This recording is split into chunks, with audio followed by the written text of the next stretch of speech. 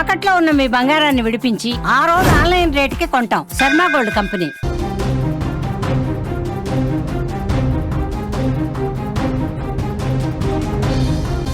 మరో breaking news చూస్తున్నాం. నెల్లూరులో ప్రేమోన్మాది ఘాతుకం. పుట్టినరోజు నాడే యువతిని రూమ్ కి పిలిపించి దారుణంగా హత్య చేశాడు. మైథిలి ప్రియను చంపి చెల్లికి కాల్ చేశాడు నిందితుడు నిఖిల్. తమ మధ్య గొడవ జరగడంతో చంపేస్తానని నిఖిల్ చెప్తున్నాడు. మీ అక్కను చంపేసా, వచ్చి తీసుకెళ్ళండి అంటూ కూడా చెప్పాడని మైథిలి ప్రియ సిస్టర్ సాహితి చెప్తోంది. నిఖిల్, ప్రియ ఇద్దరు క్లాస్మేట్స్. మా అక్కను చంపి అక్కడే కూర్చున్నాడు అని కూడా సాహితి చెప్తోంది. ఈ దారుణంలో చాలా మందిపై మాకు అనుమానాలు ఉన్నాయి అంటూ కూడా మైథిలి ప్రియ సిస్టర్ సాహితి చెప్తుంది. నెల్లూరు నగరంలో బి ఫార్మసీ విద్యార్థిని మైథిలి ప్రియను ఆమె స్నేహితుడు నిఖిల్ కత్తితో పొడిచి దారుణంగా హత్య చేశాడు. కరెంట్ ఆఫీస్ సెంటర్లో జరిగిన ఈ ఘటన స్థానికంగా కలకలం రేపింది. మాట్లాడాలని పిలిచి ఈ ఘాతుకానికి ఒడిగట్టిన నిఖిల్ అనంతరం పోలీస్ స్టేషన్లో లొంగిపోయినట్లుగా కూడా తెలుస్తోంది. నిందితుడు నిఖిల్, మృతురాలు మైథిలి ప్రియ రాపూరి మండలం చుట్టుపాలెం స్వాతి బి ఫార్మసీ కాలేజ్లో ఇద్దరు క్లాస్మేట్స్ అని కూడా తెలుస్తోంది. బెంగళూరులో జాబ్ చేస్తున్న మృతురాలు మైథిలి ప్రియ సెప్టెంబర్ 6న పుట్టినరోజు కావడంతో 3వ తేదీ నెల్లూరుకు వచ్చినట్లుగా తెలుస్తోంది. కాగా ఈ విషయం తెలిసి మాట్లాడాలి అని రూమ్కి రమ్మంటే నిఖిల్ మైథిలికి ఫోన్ చేశాడు. రూమ్కి వెళ్ళిన తర్వాత మైథిలిని నిఖిల్ కత్తితో పొడిచి చంపినట్లుగా తెలుస్తోంది. కాగా మైథిలిని హత్య చేసిన అనంతరం కూడా మృతురాలి చెల్లి సాహితికి ఫోన్ చేసి రమ్మని పిలిచినట్లుగా కూడా తను చెప్తోంది. సాహితి స్పాట్కి వెళ్లేసరికి మెట్లపైనే మైథిలి ప్రియ మృతదేహం కనిపించడంతో ఒక్కసారిగా తను అవాక్కైంది. మైథిలికి తనకు గొడవ జరిగిందని, అందుకే చంపేశారని సాహితికి నిఖిల్ చెప్పినట్లుగా తెలుస్తోంది.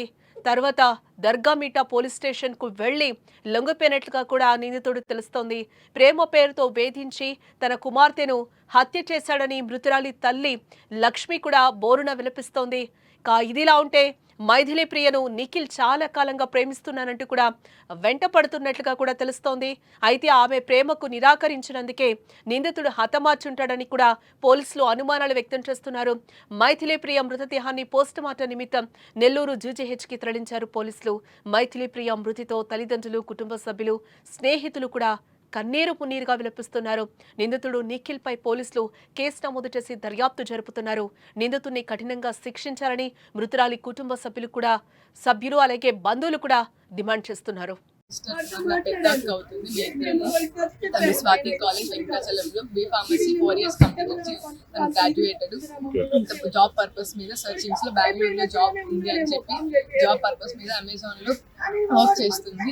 ఇంకా సెప్టెంబర్ 6 తన బర్త్డే ఉంది, అందుకని సెప్టెంబర్ 3 తను నెల్లూరుకి వచ్చింది. సెప్టెంబర్ బర్త్డే చూసుకొని ఇంకా వెళ్దాము అని అనుకునింది.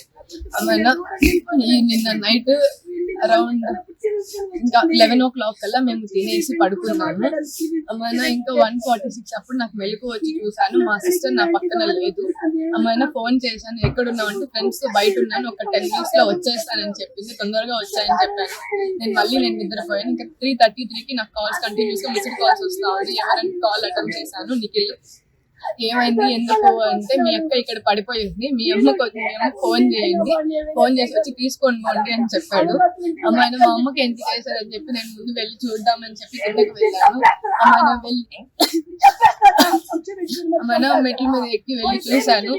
అప్పటికే మైథిలి లేయనగానే తన బాడీ అంతా కూల్ అయిపోయింది. నాకు ఇంకా టెన్షన్ కి ఏం అర్థం కాక ఏమైంది అని అడిగితే, మీ ఇద్దరం గొడవ పెట్టుకున్నాము, నేనే కత్తితో పొడిచి చంపేశానని చెప్పి నాతోనే చెప్పాడు. నిఖిల్ మా అక్క వాళ్ళ క్లాస్మేట్, తను బి ఫార్మసీ చదువుతున్నాడు, సేమ్ స్వాతి కాలేజ్ లోనే చదువుతున్నాడు. పేరు నిఖిల్. ఆ అబ్బాయి నాకు చెప్పాడు, గొడవల వల్ల నేనే మీ అక్కని కత్తితో పొడిచి చంపేశానని చెప్పాడు. ఏం అర్థం కాక కిందకు వచ్చి వేరే ఆంటీ వాళ్ళ హెల్ప్ తీసుకున్నాను. ఈ గ్యాప్ లో మా అమ్మకి మా నాన్నకి కాల్ చేసి బాబాయ్కి కాల్ చేశాను. వాళ్ళు బయలుదేరారు. ఈ గ్యాప్ లో వేరే ఆంటీ హెల్ప్ తీసుకొని, ఆంటీ ఇలా జరిగింది రండి అనగానే ఆంటీ చిన్నగా నేను వెళ్ళి చూసాము. అప్పటికి కూడా అక్కడే కూర్చోన్నాడు. ఇంకా కాల్ చేస్తా ఉండేసరికి ఆ అబ్బాయి వెళ్ళిపోయాడు. దయచేసి ఈ హత్యలో మా వాడు అబ్బాయి చెయ్యి ఒక్కడే లేదు, చాలా మంది ఇన్వాల్వ్ అయి ఉన్నారు. చాలా మంది మీద మాకు అనుమానంగా ఉంది. దయచేసి న్యాయం చేయండి.